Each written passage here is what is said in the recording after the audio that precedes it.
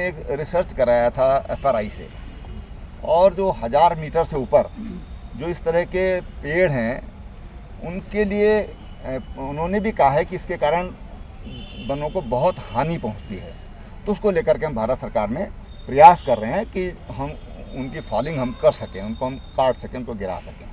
Sir Wadia से एक report भी आई है कि एक झील जो है जो त्रासदी क्षेत्र है उसके ऊपर कहीं बन रही है, इसके लिए भी हम क्या कुछ करने जा रहे हैं? नहीं, देखिए वो झील का अभी हमको उसकी जानकारी है और उस पर पूरी तरह हमारे सैटेलाइट के माध्यम से उस पर निगाह रखे हुए हैं, और मैं समझता हूँ कि अभी तक जो झील की स्थिति है, सावधान रहने की ज़रूरत है, घबराने की ज़रूरत नहीं है। लगभग ये 400 मीटर लंबी है। गहराई का अभी इसमें ज़्यादा अनुमान नहीं आ रहा है, लेकिन जो उसमें जो मुहाने पर जो सिल्ट आया है ऋषि गंगा से और जो रॉथिंग गार्ड जो है, तो उसको उसने पुश किया है। उसके कारण वहाँ पर लगभग एक 12 मीटर उसकी हाइट नज़र आ रही है, लेकिन पानी उसमें कितना है अभी वो क्लियर नहीं हुआ है। तो आज भी वहाँ पर टीम जा रही है, वैज्ञानिकों की भी टीम जा रही है, और कुछ प्रयास हो रहा है कि कुछ लोग वहाँ पर उनको ड्रॉप किया जाए हेलीकॉप्टर के माध्यम से। तो एयरफोर्स उसके लिए तैयार है, लेकिन हमारे पास उसके लिए देखना होगा कि हमारे पास उसके ट्रेंड लोग हैं कि नहीं हैं। तो उसके लिए कहा गया कि कोई ट्रेंड लोग हमारे पास हैं, तो उनको वहाँ पर ड्रॉप करके और 3-4 घंटे वहाँ पर पूरा उसका अध्ययन करके और फिर रिपोर्ट सरकार को दे। ये वहाँ पर प्रयास चल रहा है।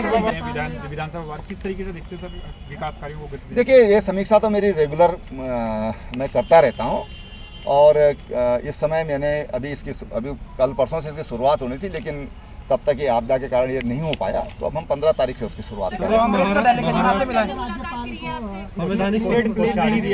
किस तरीके से देखो, ये मैं समझता हूँ कि अपनी ताकत का गलत इस्तेमाल किया जा रहा है, दुरुपयोग किया जा रहा है कहना चाहिए। ये अच्छा नहीं है, इससे मर्यादाओं को भी चोट पहुँचती है, और राज्यपाल कोई व्यक्ति नहीं होता, वो एक तरह से मुखिया है राज्य का, संवैधानिक मुखिया, राष्ट्रपति का प्रतिनिधि है। तो इन चीज़ों का सम्मान रखना चाहिए। लोकतंत्र में मर्यादाएं और परंपराएं, उनका दोनों का ख्याल रखना। कांग्रेस का प्रतिनिधिमंडल भी आपसे मिला 6 सूत्रीय मांगों को लेकर, वहाँ पर एनटीपीसी के रावत जी मुझे मिले, उन्होंने बहुत अच्छे सुझाव दिए हैं, और मैं उनका धन्यवाद करूँगा कि उन्होंने बहुत ही रचनात्मक और सहयोगात्मक, और उन्होंने भी प्रशंसा की है कि जो रिस्पांस टाइम था और जिस तरह से मुख्यमंत्री वहाँ पर गए वो बहुत प्रशंसनीय है, फास्टेस्ट है, ये उन्होंने कहा। सर महाराष्ट्र के राज्यपाल जो है अभी उत्तराखंड दौरे पर ही हैं। कार्यशाला की बैठक में आज आपने प्रतिभाग किया गया है, 15 तारीख से फायर सीजन भी स्टार्ट हो रहा है, तो क्या कहना? देखिए, आज वनाग्नि से संबंधित अनेक महत्वपूर्ण डिसीजन लिए गए। पहले जो हमारे 2 कर्मचारी परसों यानी 10 तारीख को वनाग्नि को रोकते हुए, बुझाते हुए शहीद हुए, उनको पहले तो श्रद्धांजलि है।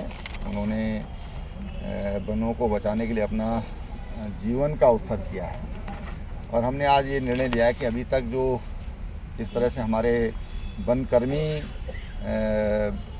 अग्नि की भेंट चढ़ जाते हैं, उनको अभी तक 2.5 लाख रुपए मिलता था। तो हमने एक निर्णय लिया कि उनको हम 15 लाख रुपया उनके आश्रितों को हम अब देंगे, एक निर्णय लिया है।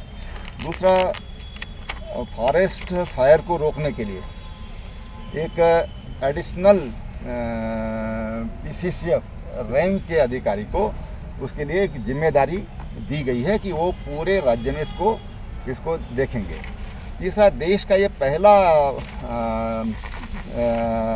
एक integrated command and control centre हमने कहा है कि जो स्मार्ट होगा उसकी एक स्थापना करें। तो ये देश का एक तरह से पहला इस तरह का एक सेंटर होगा, जो हम टेक्नोलॉजी के माध्यम से, सैटेलाइट सिस्टम से हम ये देख पाएंगे कि कहाँ पर अग्नि हो गई है, अग्नि वनों में जला दी गई है या जल गई है, तो उसको, ताकि उस पर तुरंत उस पर नियंत्रण किया जा सके।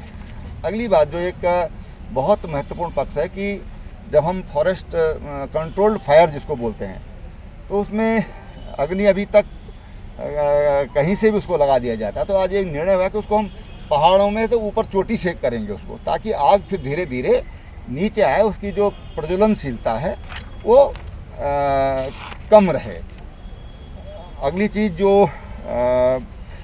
यहाँ पर जो आज निर्णय लिया गया है कि नेक्स्ट ईयर का जो बजट है, हमारा कैंपा का जो कार्य योजना है वो इस हफ्ते में तैयार हो जाएगी।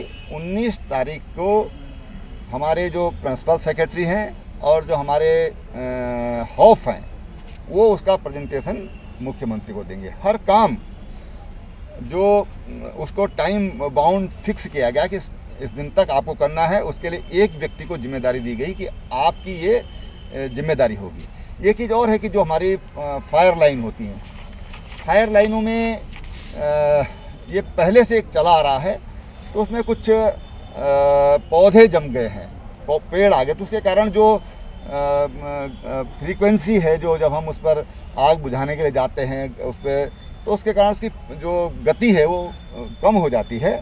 इसलिए उसके लिए कोई सुप्रीम कोर्ट ने उसमें कोई निर्णय है कोई या कोई स्टे है पहले का, उसके लिए हमने कहा कि उसको एग्जामिन करा लिया जाए, और नहीं तो उसके लिए सुप्रीम कोर्ट जाएं, ताकि जो फॉरेस्ट लाइन है हमारी जो वो एकदम फायर लाइन है हमारी वो क्लियर रहे।